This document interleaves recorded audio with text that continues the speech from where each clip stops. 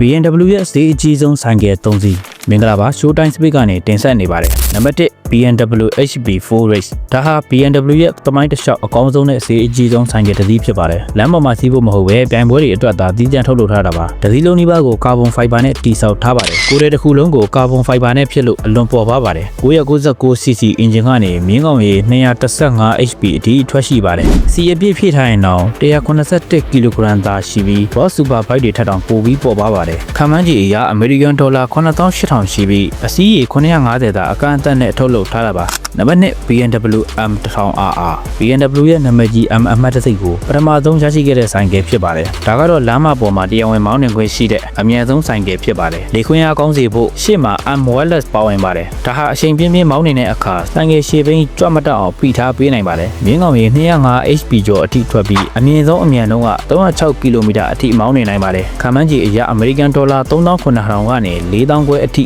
ရှိပါတယ်နံပါတ်3 BMW R18 အပေါ်က2စီးနဲ့မတူတာကဒီကောင်ကခရီးဝေးသွားဆိုင်ငယ်အမျိုးအစားပါခံရထဲဝမှုနဲ့စိန်ခံမှုကိုဦးစားပေးထားတဲ့ luxury ဆိုင်ငယ်ဖြစ်ပါတယ် BMW ရဲ့အကြီးဆုံးအင်ဂျင်ဖြစ်တဲ့ 1802cc Big Boxer အင်ဂျင်ကိုအသုံးပြုထားပါတယ်ရုပ်ထွက်က classic ဆန်ပေမဲ့ဒီပညာကတော့အဆင့်အမြင့်ဆုံးပါ Marshall Sound System 10 လက်မကျော်ရှိတဲ့ TFT Screen ထိုင်ကုန်အပူပေးစနစ်နဲ့ရှေ့ကားနဲ့အကွာအဝေးကိုသူ့အလိုလိုထိန်းကြီးပေးတဲ့စနစ်တို့ပါဝင်ပါတယ်မြို့တွင်းထက်စားရင်ခရီးဝေးတွေကိုတွတ်တွတ်တာနဲ့စတိုင်ကြကြမောင်းနေဖို့ဖြစ်ပါတယ် option အစုံအလင်နဲ့ဆိုရင်အမေရိကန်ဒေါ်လာ 2000 ခွဲကနေ 3200 ဝန်းကျင်အထိရှိပါတယ်